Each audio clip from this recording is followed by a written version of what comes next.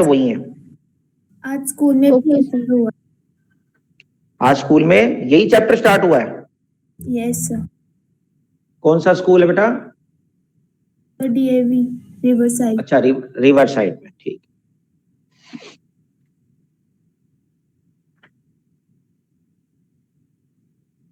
Sir हमें यही chapter chemistry में करा रहे हैं। केमिस्ट्री में तो है ही है, मतलब +1 में ये फिजिक्स और केमिस्ट्री दोनों में ही है, आता है। हाँ सर, आज ही स्टार्ट हुआ है वो भी केमिस्ट्री में। तो दोनों जगह पढ़ लेंगे अब। बस थोड़ा सा डिफरेंस होगा, बताने का तरीके का डिफरेंस होगा। वहां पर दो बाय द सिस्टम होता है, वो नेगेटिव होता है, यहाँ बाय द सिस्टम पॉजिटिव होगा। वहां ऑन द सिस्टम पॉजिटिव होता है, यहाँ ऑन द सिस्टम नेगेटिव होगा। बस इतना फर्क है साइन कन्वेंशंस का। Good afternoon sir. Good afternoon. चलो जी, शुरू करते हैं बेटा। कुछ चीजें पहले शुरुआत में सुनने वाली हैं और फिर बाद में डेरिवेशन स्टार्ट हो जाएंगी, लेकिन काफी हद तक आज का जो लेक्चर है वो ज्यादातर सुनने वाला ही ज्यादा है। अगर पहुंच गए वहां तक तो डेरिवेशन स्टार्ट हो जाएगी। डेरिवेशन बेसिकली स्टार्ट हो जाती है आपकी प्रोसेसेस पे आ जाएंगे। चलो इंट्रोडक्शन से स्टार्ट करते हैं। चैप्टर का नाम है आपका थर्मोडायनामिक्स, ठीक है? थर्मोडायनामिक्स। तो थर्मोडायनामिक्स क्या है अगर हम उसको एक्सप्लेन करें फिजिक्स के अंदर, तो it is the branch of physics which deals with the transformation of the energy. जो ट्रांसफॉर्मेशन ऑफ एनर्जी का मतलब क्या हो गया, या हीट एनर्जी जिसको कहेंगे, इनटू अनदर फॉर्म, तो इसको कहते हैं थर्मोडायनामिक्स। क्या कहते हैं इसको? थर्मोडायनामिक्स। थर्मोडायनामिक्स एक्चुअली क्या है कि फिजिक्स की एक ब्रांच हो गई जो डील कर दिया किस स्टडी के साथ, कि जो हीट एनर्जी है वो कैसे एक्सचेंज होती है, ठीक है? ट्रांसफॉर्म होती हैं from one part to one form to another form. वो ट्रांसफॉर्मेशन ऑफ एनर्जी के बारे में जो हम रीड करते हैं, स्टडी करते हैं, दैट इज थर्मोडायनामिक्स। वो क्या होती है? थर्मोडायनामिक्स। ओके, सबको क्लियर यहां तक? ओके। उसके बाद, हाँ, उसके बाद आता है थर्मोडायनामिक्स के अंदर कि थर्मोडायनामिकल सिस्टम क्या है। नेक्स्ट आता है आपका थर्मोडायनामिकल सिस्टम। तो देखो, थर्मोडायनामिकल सिस्टम तो कोई नया सिस्टम तो है नहीं कि कोई स्पेशल टाइप का कोई सिस्टम होता है। तो ऐसा कोई स्पेशल टाइप का कोई सिस्टम नहीं होता। तो हम सीधा क्या कहते हैं थर्मोडायनामिकल के अंदर? हम कहते हैं कि जो एटम्स और लार्ज नंबर ऑफ एटम्स और मॉलिक्यूल से जो भी सिस्टम मिलकर बना है, उसको हम क्या कहते हैं? थर्मोडायनामिकल सिस्टम कह सकते हैं, ठीक है? जो असेंबली हुई है of extremely large number of atoms and molecules, वो एक सिस्टम क्रिएट करता है जिसको हम थर्मोडायनामिकल सिस्टम कहते हैं। बोलो यहां तक clear? Yes sir. Yes sir. Okay, सब बच्चों को क्लियर है भाई? Yes sir. हाँ, ठीक है। अब आता है जो यहां से पढ़ने वाली चीज शुरू होती है, वो है थर्मल इक्विलिब्रियम। यहां से आपका स्टार्ट हो जाता है, बेसिक टॉपिक स्टार्ट हो जाते हैं। तो पहले आपका थर्मल इक्विलिब्रियम। थर्मल इक्विलिब्रियम, अब नाम से समझ आ रहा है थर्मल इक्विलिब्रियम मतलब यानी कि दो या दो से ज्यादा सिस्टम जब एक इक्विलिब्रियम सेटअप करें। इक्विलिब्रियम का मतलब कांस्टेंट रहे। अब कांस्टेंट क्या चीज है? कांस्टेंट का मतलब ये है कि जो मैक्रोस्कोपिक वेरिएबल्स होते हैं, macroscopic variables like pressure, volume, temperature, mass, इनको हम कहते हैं मैक्रोस्कोपिक वेरिएबल। क्या कहते हैं इनको? मैक्रो, हाँ, MACRO, मैक्रो, मैक्रोस्कोपिक वेरिएबल। हाँ, मैक्रोस्कोपिक वेरिएबल्स अगर आपके चेंज नहीं होते उस सिस्टम के, दो या दो से ज्यादा सिस्टम के अगर मैक्रोस्कोपिक वेरिएबल्स चेंज नहीं होते एक टाइम के बाद, या फिर एक चेंज होने के बाद वो कांस्टेंट बन जाए, फिर वो आगे फर्दर चेंज ना हो, तो सिस्टम क्या कहलाता है? The system is said to be in thermal equilibrium. यानी कि किसी भी सिस्टम का जब कोई मैक्रोस्कोपिक वेरिएबल चेंज होना बंद हो जाए या चेंज ना हो किसी रीजन से, तो हम उसको क्या कहते हैं? कि वो जो स्टेट है वो क्या कहलाती है, थर्मल इक्विलिब्रियम कहलाती है। क्या समझ आया? Yes sir. Yes, हाँ, sir. ठीक है ना। तो ये थर्मल इक्विलिब्रियम हो गया आपका। अब इसका एग्जाम्पल हम समझेंगे, एग्जाम्पल की फॉर्म में थोड़ा सा इसको करेंगे। थर्मल इक्विलिब्रियम हमारे पास एग्जाम्पल की फॉर्म में अगर करें तो हम कहते हैं कि मान के हम चलते हैं कि हम लोगों के पास एक कंटेनर है, इस कंटेनर के बीच में मैंने एक वॉल रख दी जिसको हमने क्या कह दिया, adiabatic wall. Yes, sir. Adiabatic wall क्या होती है, जो हीट एक्सचेंज नहीं करने देता। इंसुलेटिंग वॉल कह सकते हैं, जो हीट इंसुलेटिंग कह सकते हैं, हीट इंसुलेटर। ये वो इंसुलेटिंग वॉल्स हो गई जिसकी वजह से जो हीट है वो एक्सचेंज नहीं होगी। ठीक है, it does not allow to exchange heat okay with surrounding और इन द सिस्टम। ना सिस्टम में चेंज होने देगा, ना सराउंडिंग से चेंज होने देगा। बोलो क्लियर है? Yes sir. Yes, sir. ठीक है। अब हम बात करते हैं कि मान लो इसके अंदर एक गैस ए है और इसके अंदर गैस बी है। ए का प्रेशर क्या है, पी ए वी ए, और बी का क्या है initially, P B V B. अब इन दोनों को जब इकट्ठा करा, लेकिन बीच में क्या रख दी हमने, एक एडियाबैटिक वॉल रख दी, यानी कि जब इसके अंदर कोई भी चेंजिंग ना हो तो इसका मतलब जब हीट एक्सचेंज नहीं होगा, कुछ नहीं होगा, तो ना प्रेशर में चेंज आएगा, ना ही वॉल्यूम में चेंज आएगा, ना ही ए में और ना ही बी में। तो ये दोनों के दोनों क्या कहे जाएंगे, now they are in equilibrium, thermal equilibrium. ये किसमें है, थर्मल इक्विलिब्रियम में है। बोलो क्लियर है? Yes, Yes, sir. sir. Okay. अब इसी को आगे चेंज कर देते हैं। अब हम कहते हैं कि अब इन्हीं दो गैसेस के बीच में एडियाबैटिक वॉल हटाकर अब कौन सी रख दी, डायाथर्मिक वॉल। डायाथर्मिक का मतलब अब समझ ही आ रहा है, यानी इससे ऑपोजिट। पहले ये वाला जो वॉल था ये अलाउ नहीं कर रहा था हीट को चेंज होने के लिए, लेकिन ये इजीली कंडक्टिंग है, यानी ये हीट को चेंज करना अलाउ करेगा। बोलो क्लियर? Yes, sir. तो क्या होगा, जैसे इनको इकट्ठा करेंगे ए और बी को विद अ डायाथर्मिक वॉल, तो क्या होगा, हीट जो एक्सचेंज होनी शुरू होगी। ठीक है, प्रेशर चेंज होना शुरू होगा, वॉल्यूम चेंज होना शुरू होगा, लेकिन एक टाइम के बाद क्या होगा, यानी कि इसका भी प्रेशर चेंज हो गया, वो P A dash V A dash बन गया, इसका बन गया पी बी डैश और वी बी डैश बन गया, यानी चेंज हो गए। लेकिन चेंज होने के बाद एक ऐसी स्टेट आएगी जब आगे ये फर्दर चेंज नहीं होंगे, यानी कि जितना चेंज होना है उतना हो गया और उसके बाद ये क्या हो गए, स्टेबल हो गए। तो इस स्टेज को क्या कहेंगे, थर्मल इक्विलिब्रियम। बोलो क्लियर है? Yes sir. Yes sir. Yes, sir.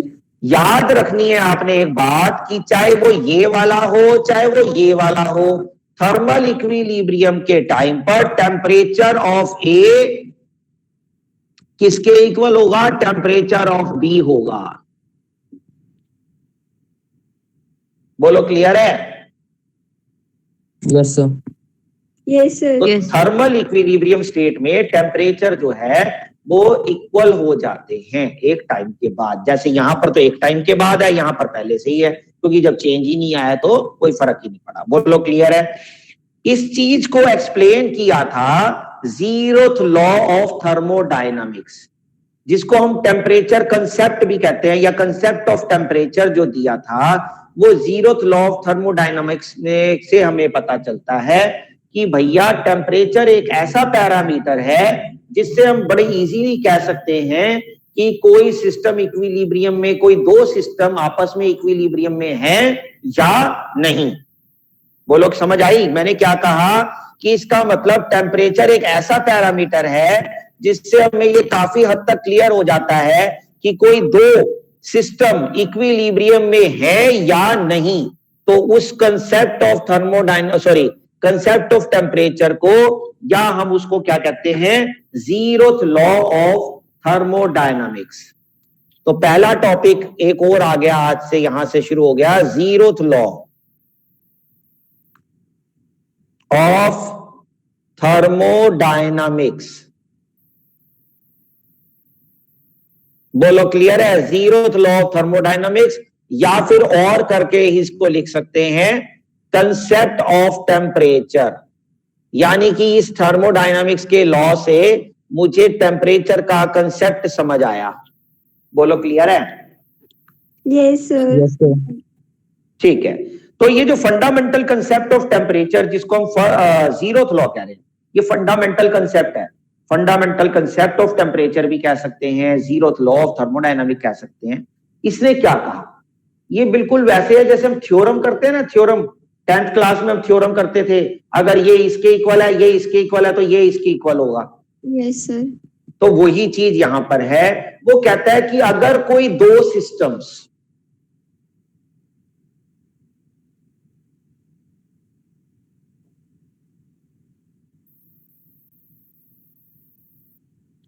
से ए एंड बी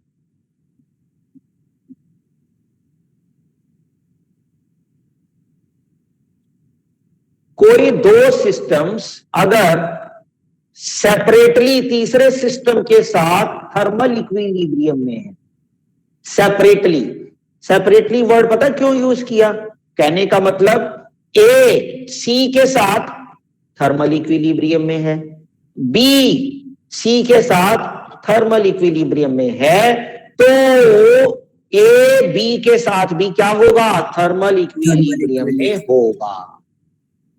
बात समझ आई कि नहीं आई?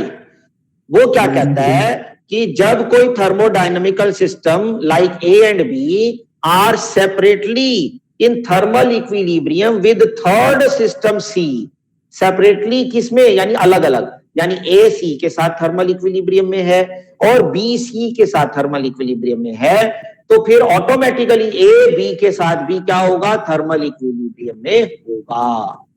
ठीक है। अब उसका उसने कैसे बताया? वो कहता है कि अगर ए सी के साथ थर्मल इक्विलिब्रियम में है तो टेम्परेचर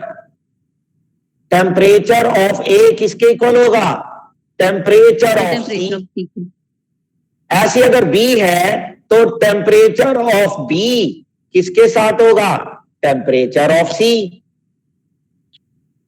तो जब दोनों ही टेम्परेचर ऑफ सी के साथ हैं तो फिर आपस में ये भी कहता है temperature of A B equal होगा टेम्परेचर ऑफ बी। तो ऑब्वियसली ये क्या होंगे? आपस में थर्मल इक्विलिब्रियम में ऑटोमेटिकली हो जाते।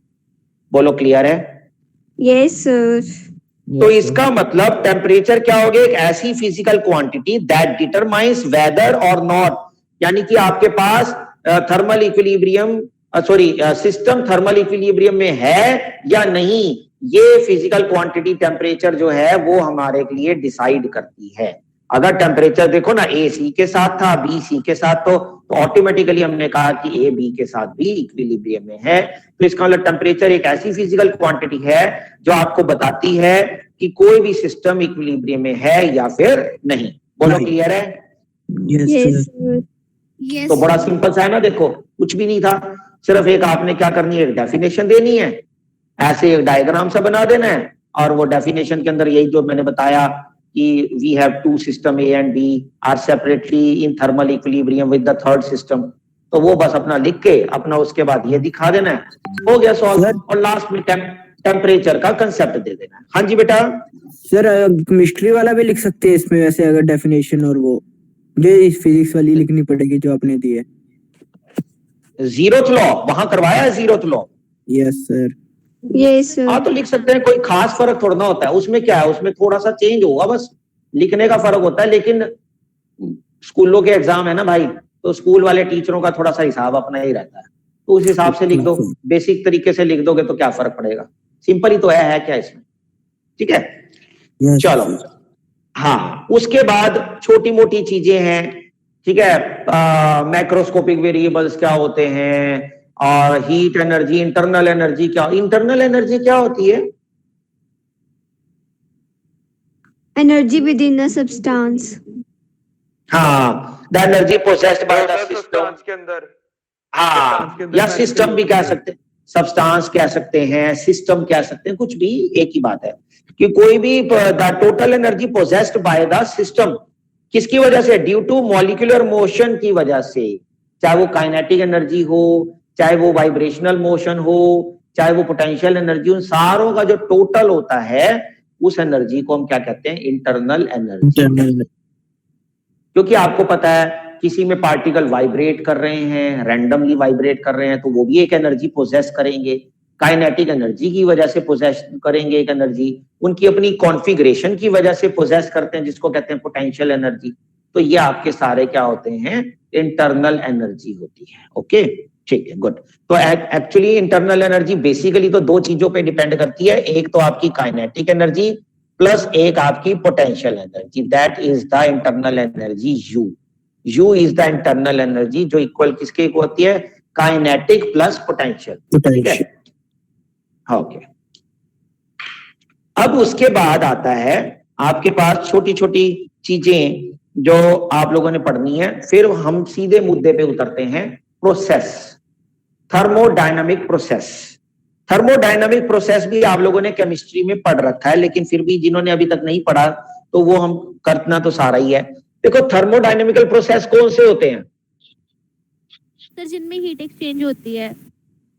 जिनमें हीट एक्सचेंज होती है? नहीं, जरूरी नहीं, और साथ में और भी तो कुछ होना चाहिए ना, जो अलग अलग मैक्रोस्कोपिक वेरिएबल की चेंजिंग पे डिपेंड करते हैं, है ना। जैसे आपने हीट वाला एग्जांपल दिया बेटा कि हीट एक्सचेंज होती है, तो वो भी एक थर्मोडायनामिकल वो है, ठीक है। जिसमें प्रेशर चेंज होगा वो भी है ना। तो ये सारी चीजें हैं।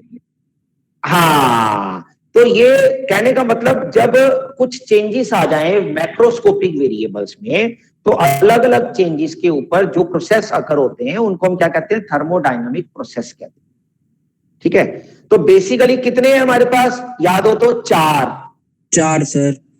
आइसोथर्मल प्रोसेस, एडियाबैटिक प्रोसेस, ठीक है ना, isothermal process, adiabatic process, isobaric process और आइसोकोरिक या फिर आइसोवॉल्यूमिक भी बोल देते हैं उसको।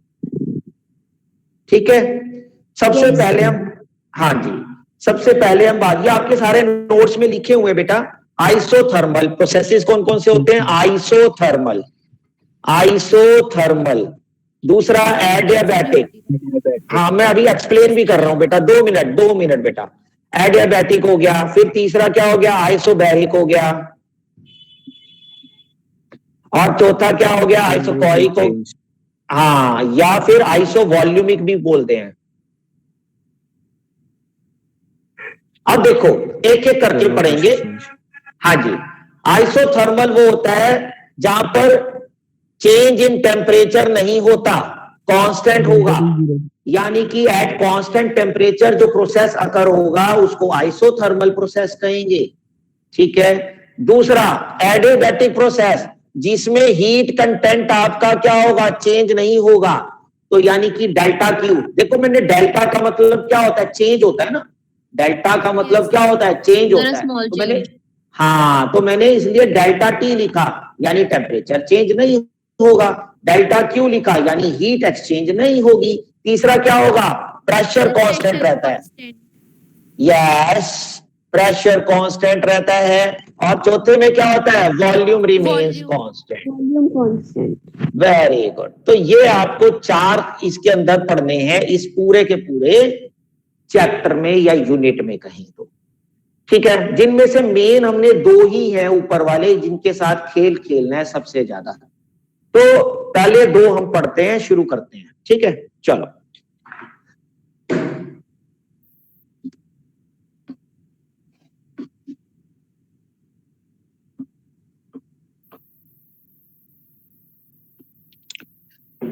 सबसे पहला आता है आपका आइसोथर्मल प्रोसेस।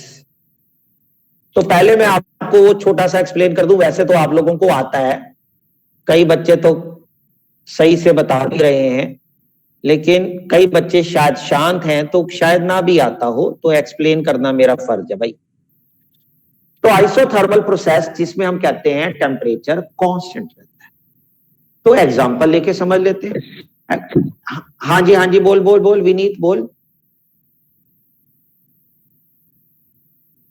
विनीत कुछ बोल रहा था बेटा? नहीं, चलो। तो आइसोथर्मल, हाँ बेटा बोल।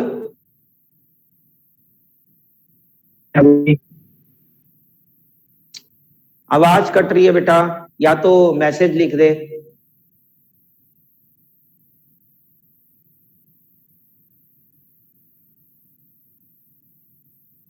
आइसोथर्मल प्रोसेस क्या होता है? आइसोथर्मल प्रोसेस हम लोग एक एग्जांपल की फॉर्म में समझते हैं। तो वो एग्जांपल क्या है? देखो, हम कहते हैं कि एक कंटेनर के अंदर हम लोगों ने with the help of a piston, frictionless piston, हमने क्या कर दी? गैस फिल कर दी। समझ रहे हो क्या कहा?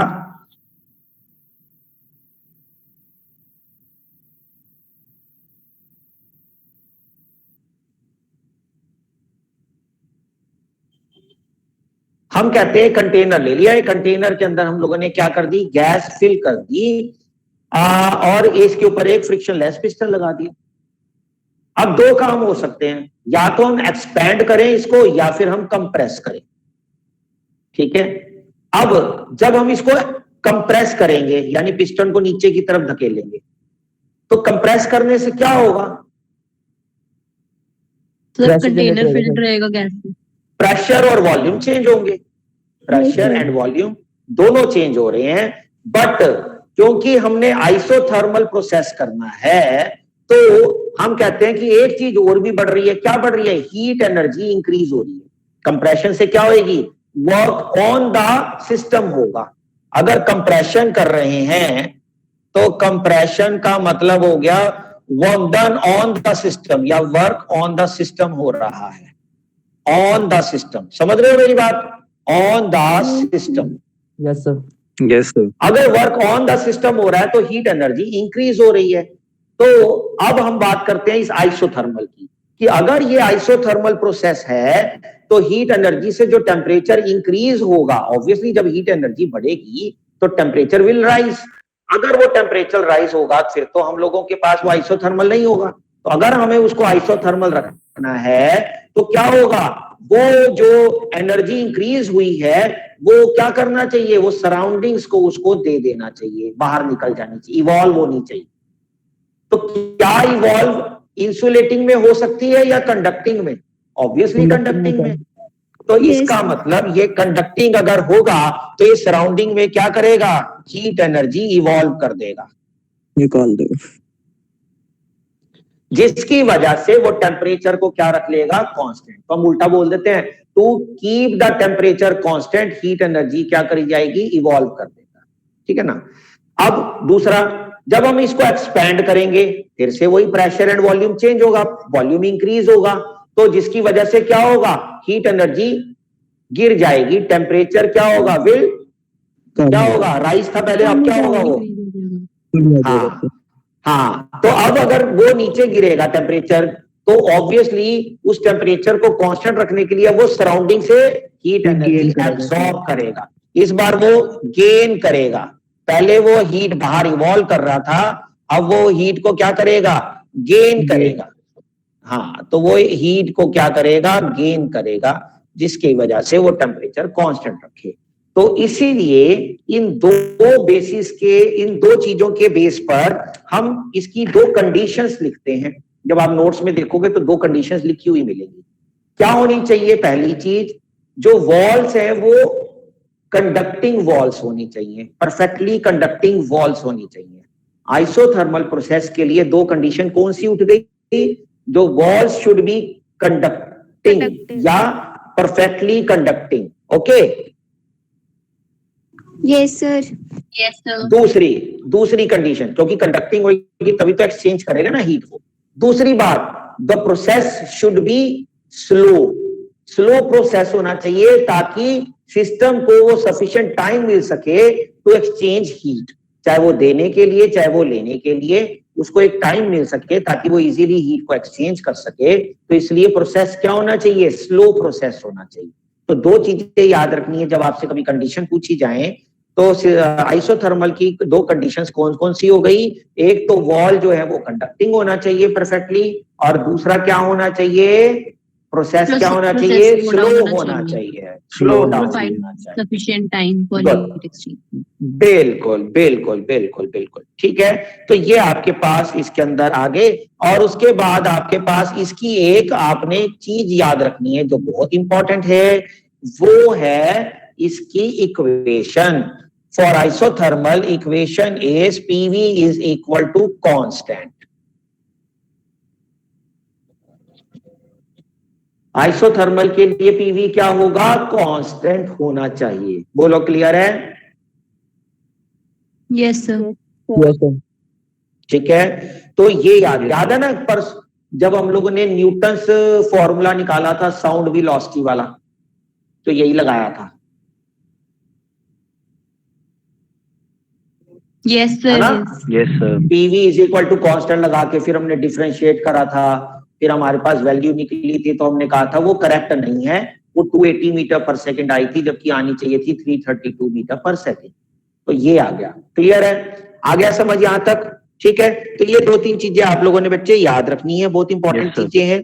ठीक है, उसके बाद आता है आपका एडियाबैटिक प्रोसेस, वो भी मैं एक्सप्लेन कर देता हूं। 332। अब एडियाबैटिक में तो देखो सीधा सा फंडा में ज्यादा एक्सप्लेन नहीं करूंगा, क्योंकि बिल्कुल उसका उल्टा वर्जन है। एडियाबैटिक प्रोसेस क्या होगा? इसके अंदर हीट कांस्टेंट रहेगी। तो हीट कांस्टेंट रहेगी, यानी कंप्रेशन के टाइम पर कंप्रेस जब करेंगे तो हीट एनर्जी इंक्रीज होगी, लेकिन वो बाहर नहीं निकल सकती, हीट जो है वो चेंज नहीं हो सकती। तो टेम्परेचर ऑब्वियसली उसको सेट करने के लिए क्या चीज होगी? Temperature will rise. ठीक है, एंड मैंने ये कहा एडियाबैटिक में बेटा जब कंप्रेस करोगे, वर्क ऑन द सिस्टम करोगे, तो ऑन द सिस्टम वर्क करने पे क्या होगा? हीट एनर्जी इंक्रीज होगी, जो टेम्परेचर को क्या कर देगी? राइज कर देगी। राइट। Yes, ठीक sir. है, दूसरी तरफ अगर कहीं एक्सपेंशन के टाइम पर हीट एनर्जी नीचे गिरेगी, तो टेम्परेचर क्या हो जाएगा? फॉल हो जाएगा। ठीक है, Yes, क्लियर sir. है? तो ये और तो सर ज्यादा मैं एडियाबैटिक में तो हीट एक्सचेंज होता ही नहीं। हाँ, तभी तो कहा ना बेटा, एक्सचेंज नहीं होता, तभी तो सारा दारोमदार टेम्परेचर पे आ गया, तभी तो टेम्परेचर गिर गया और टेम्परेचर उठ गया।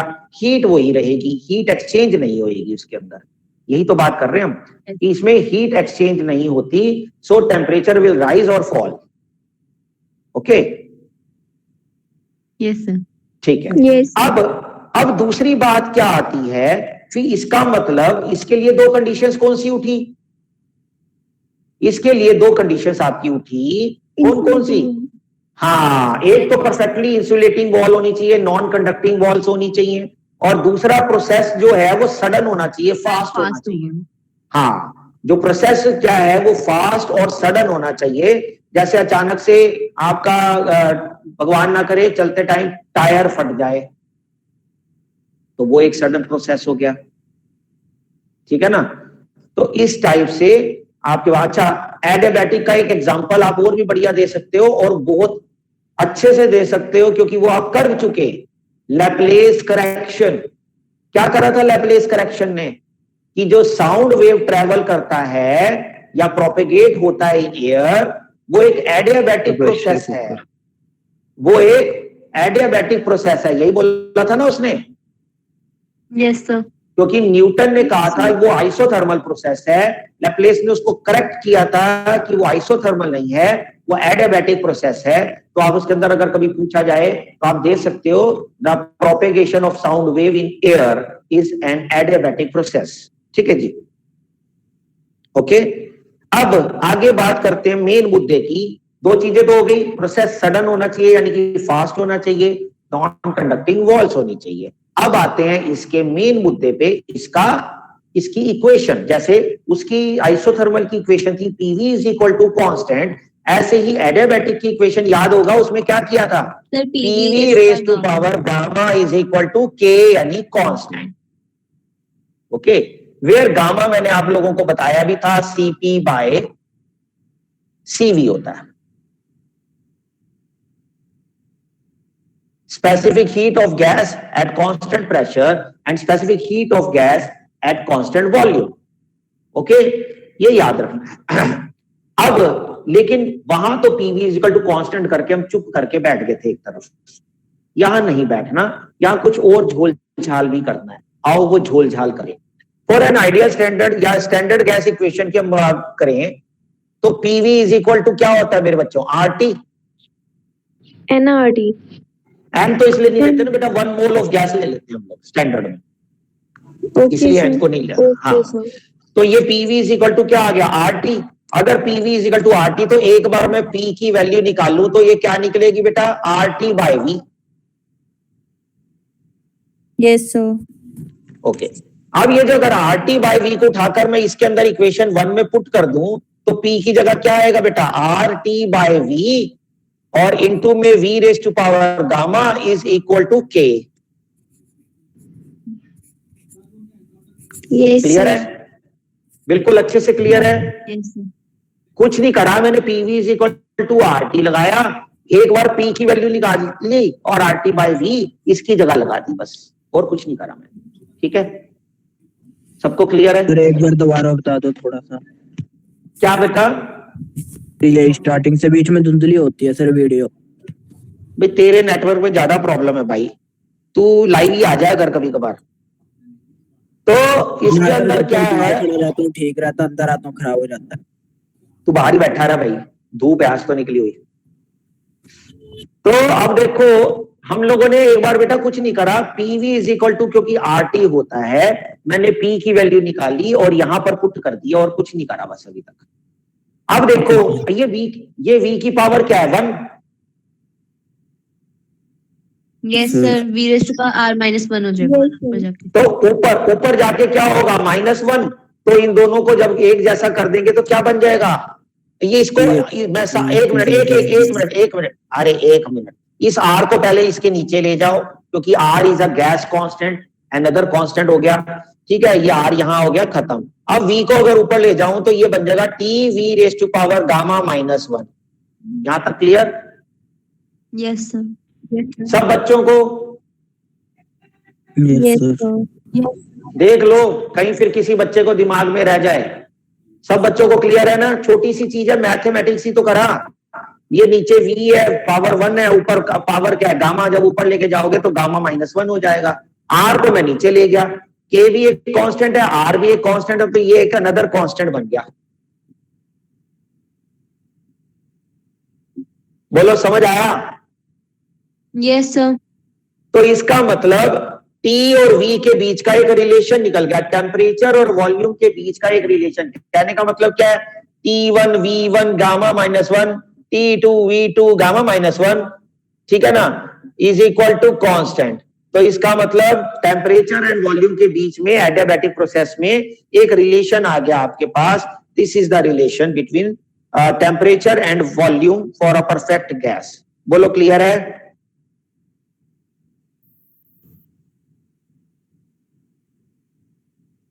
Yes, sir. यस तो सर। 2-4 बच्चे ही बोलते हैं यस सर, बाकी तो पता नहीं कहाँ रहते हैं। सबको क्लियर हो गया ना अच्छे से? Yes, sir.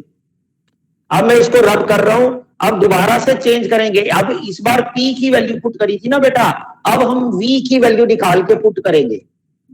सर एक Next मिनट step. साइड हो जाओ। ओके। सर अब तो रब कर दिया आपने। ओहो, मेरे को बता देती ना बेटा कि उतार रही है। चल कोई बात नहीं, अब अगले वाला साथ साथ उतार ले बेटा, छोड़ दे इसको, नोट्स में भी है। देखो P V is equal to R T, फिर से वहीं से उठाया। पहले मैंने पी की वैल्यू लगाई थी, इस बार मैं किसकी वैल्यू लगाऊंगा? वी की निकालता हूं। तो V is equal to R T by P, है ना? Yes sir. अब देखो क्या हो जाएगा, यहां पर वी की जगह लगाओ वैल्यू पी, और वी की जगह क्या हो जाएगा? आर टी बाय पी की पूरे की पावर गामा, है ना? ऐसे ही होगा कि नहीं? Yes sir. ओके, अब इसमें आर की पावर गामा तो इसके नीचे ले जा सकते हैं, तो ये आ जाएगा टी की पावर गामा अपॉन पी की power gamma is equal to K upon R की पावर गामा। कहोगे क्या गामा गामा कही जा रहे हो सर? समझ आया कि नहीं? डायरेक्ट लिख दो ना ऊपर। Yes, sir. वो मैं बेटा पता क्या, मैं लिख इसलिए नहीं सकता क्योंकि कई बच्चे गड़बड़ हो जाते हैं, नहीं तो डायरेक्ट लिख सकता था, इतना टाइम लगाता ही नहीं, लेकिन क्या करें, हमें सारों का देखना पड़ता है ना बच्चा। हाँ जी बोलो, यहां तक समझ आ गया? Yes, sir. ठीक है, तो मैंने कुछ नहीं करा, Yes, आर की sir. पावर गामा नीचे ले गया, ये ले गया। अब देखो जब इसको सॉल्व करोगे तो उल्टा हो जाएगा, इस बार 1 माइनस गामा हो जाएगा। Yes sir. Yes. और ये कांस्टेंट, तो ये फिर से क्या बन गया, P1 V1 1 minus gamma T1 gamma is equal to P2 V2 sorry P2 1 minus gamma और T2 gamma is equal to constant. तो ये इसका मतलब प्रेशर एंड टेम्परेचर के बीच का भी एक रिलेशन निकल जाता है इन एडियाबैटिक प्रोसेस। बोलो समझ आया? Yes yes sir. Yes, sir. Yes sir. ठीक है, तो ये आपका एडियाबैटिक प्रोसेस का छोटा सा सिस्टम कंप्लीट हो गया। यहाँ आइसोथर्मल भी हो गया, एडियाबैटिक प्रोसेस भी हो गया। ठीक है, यहां तक समझ आया सब बच्चों को? Yes, sir. Yes, sir. तो 5 मिनट और ले लेता हूं मैं आपके, और एक टॉपिक और पेल देता हूं, slopes of isothermal and adiabatic. Left मत करना अभी, कहीं बड़े इंपॉर्टेंट चीज है ये, कहीं भाग जो है, लेकिन 2 मिनट का ही, बड़ा सिंपल सा। हमने स्लोप निकालनी है। क्या निकालनी है बच्चों? स्लोप। स्लोप स्लोप क्या होती है? बेसिकली हम इस चैप्टर के अंदर जब रीड करेंगे तो we have PV indicator diagram. इसको क्या कहते हैं? Indicator diagram. Yes. यानी कि प्रेशर एंड वॉल्यूम के बीच का जब आप एक ग्राफ ड्रॉ करते हैं जिसमें वॉल्यूम रहता है आपका एक्स एक्सिस में एंड प्रेशर रहता है आपका वाई एक्सिस में, तो इसको हम कहते हैं indicator diagram. Indicator diagram which indicates the change in pressure and volume of the system with respect to time. Okay, तो ये आपने याद रखनी है। तो इसको कहते हैं पीवी इंडिकेटर डायग्राम, यानी कि सिंपल से बात करें तो ग्राफ पी और वी के बीच का। तो इसकी जो स्लोप्स हैं आइसोथर्मल की और एडियाबैटिक की, स्लोप्स कैसे निकलेंगी वो हमने अब देखनी। ठीक है, वो मैं अब आप लोगों को अगला टॉपिक करवा रहा हूं, बड़ा इंपॉर्टेंट है, पेपर में कई बार आ जाता है छोटा सा। Slopes of isothermal and adiabatic topic का नाम है, slopes of isothermal and adiabatic. Okay, ये 8 बन गया जल्दबाजी में। चलो अब देखो शुरू करते हैं। कुछ नहीं करना इसके अंदर, बड़ा सिंपल सा है। सबसे पहले लिखेंगे फॉर आइसोथर्मल। ये साथ साथ लिख लोगे तो कर लोगे तो तुम्हें समझ भी आएगा, अगर सिर्फ सुनोगे तो समझ नहीं आएगा। आइसोथर्मल की बात करें तो आइसोथर्मल की इक्वेशन क्या थी? अभी अभी याद रख लेना, ये मैं किसी भी बच्चे से कभी भी पूछ लूंगा। Constant. Sir PV Yes. Constant. Okay, तो पीवी इजिकल टू कांस्टेंट को मैं अभी के लिख सकता हूं, है ना, ये हमारे हाथ में ही है। पीवी इजिकल टू के। Now differentiate both side, P as it is dV plus V as it is dP is equal to 0. Okay? Yes, sir. Yes. अब हम V dP यहीं रखेंगे, माइनस का P dV ले जाते हैं। अब क्या आ जाएगा? dP by dV is equal to minus का P by V. This is the slope. ये आपके पास स्लोप आ गई। हमें बेसिकली चेंज इन प्रेशर और चेंज इन वॉल्यूम निकालना है, यानी डीपी बाय डीवी निकालना है, तभी तो पीवी इंडिकेटर डायग्राम बनेगा ना, change in pressure and volume. तो डीपी एंड डीवी निकाल दिया तो वो मेरे पास माइनस का पी बाय वी निकला। देखो, okay, clear? Yes, sir. Okay, yes sir. Now for adiabatic. अब साइड में खोपचे में मैं एडियाबैटिक के लिए निकाल रहा हूं। ये बिल्कुल वैसे ही करना, याद है ना कल न्यूटन्स के लिए करा था हम लोगों ने differentiate. P V raise to power gamma is equal to K. क्या होगा? P as it is, gamma आगे, V raise to power gamma minus 1 d V plus V raise to power gamma d P is equal to 0। Okay, direct लिख दूं? अब direct लिख दूं? ये सारा जब इसको उधर लेके जाओगे, जैसे इसको लेके गए थे, इस पूरे तामझाम को इधर ले जाओगे, फिर डीपी बाय डीवी निकालोगे, then we will get dp by dv minus gamma p by v। बस चेंज कितना आया देखो, वो p by v माइनस का, ये माइनस का गामा p by v है। बोलो समझ आ गया? Yes, sir. Yes sir. तो इस इक्वेशन को चाहे 1 लिख सकते हैं, इसको क्या लिख सकते हैं 2, जो मर्जी लिख सकते हैं। From both equation we find that the slope of an adiabatic, है ना, is gamma times steeper than the slope of isothermal. यानी कि अगर इन दोनों को देखें तो हमें क्या पता चल रहा है कि जो स्लोप है एडियाबैटिक की वो गामा टाइम्स अहेड है, यानी स्टीपर है। किससे? Isothermal से. आइसोथर्मल से। तो इन दोनों इक्वेशंस स्टीपर को का देख के मतलब? यही पता चलता है कि ये जो है गामा टाइम्स उससे ज्यादा है। स्टीपर का मतलब होता है कि पहले वो आएगा फिर वो आएगा, उल्टा। जैसे मैं अभी बता रहा हूं, इसके 2 डायग्राम याद रख लेना, फटाफट बना लो, खत्म करने लगे हैं। फिलहाल लिख लो फॉर एक्सपेंशन। दिख रहा है ना सबको? Yes sir. Yes, sir. नहीं तो मैं ये रब कर दूं अगर ये हो चुका तो। Yes, sir. हो गया. Yes sir. बस फिर मैं यहां ऊपर ही बना देता हूं ना, 1 मिनट लगना है बस। तो एक तरफ लिख लो आप फॉर एक्सपेंशन और एक तरफ लिख लो फॉर कंप्रेशन। एक्सपेंशन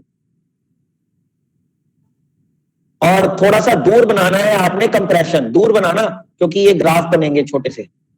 तो पहला ग्राफ एक्सपेंशन की बात करें। अब मेरे को एक बात बताना मेरे बच्चों, एक्सपेंशन में वॉल्यूम इंक्रीज होता है या डिक्रीज होता है? Increase होता है sir. Increase होता है। तो ये जो डायग्राम आपका बनेगा कुछ इस टाइप से बनेगा। ये पहली वाली आपकी आएगी आइसोथर्मल की और उसके नीचे आएगी आपकी एडियाबैटिक। ऊपर आइसोथर्मल, नीचे एडियाबैटिक। ये आपको पता ही है P है और ये है V। ऐसी जब कंप्रेशन के लिए बनाएंगे तो उल्टा चलेगा। तो सर उल्टा बन जाएगा। लेकिन ऊपर फिर से एडियाबैटिक, ऊपर उल्टा होगा एडियाबैटिक और नीचे आइसोथर्मल। V and P। तो ये आपको पेपर में प्रॉपर वे में आता है कि स्लोप बताओ कैसे निकालोगे और स्लोप बताओ कैसे शो करोगे, दोनों चीजें। तो ये कर्व शो करनी भी आनी चाहिए और ये आपको दिखना भी चाहिए।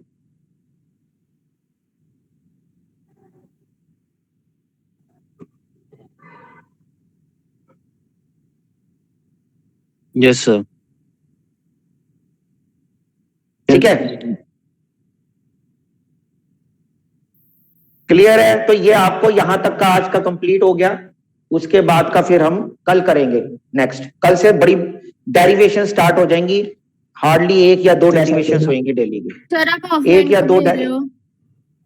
ऑफलाइन तो बेटा अभी फिलहाल तो मुश्किल है राजे, सर जनवरी क्योंकि से अभी सबकी बीच बीच स्टार्ट में होगी। वो तो कोई बात नहीं बेटा, लेकिन देखना पड़ेगा। देखते हैं, रिवीजन में देखेंगे। तो कितने चैप्टर हैं वैसे अपने? 2 रह गए ना सिर्फ? हाँ बस अब तो एंडिंग में आ गए बेटा। सर अब तो एंडिंग में आ गए बेटा। कोशिश तो यही है, मैंने पहले भी कहा कि कोशिश करेंगे जनवरी फर्स्ट वीक तक हम निपटा दें, एंडिंग तक आते आते फर्स्ट वीक के एंड तक। अब सही हाँ सही तरीके से चलता रहा तो निपट जाएगा। क्योंकि आज देखो ना 22 ही तो हुई है, 8 मिनट तो स्टार्ट हो ही गई। हद मार के 31 तक आपका जो है ये खत्म हो जाएगा हर हालत में। तो फिर 9 मिनट तो 2 या 3 दिन की है बस। ठीक है बेटा, कर दूं अब? चलो जी, bye bye. Bye sir, thank you sir. Thank तो यू फिर रिवीजन भी करेंगे sir. Good evening sir. Okay बेटा, बाय। रिवीजन भी कराओगे सर फिर?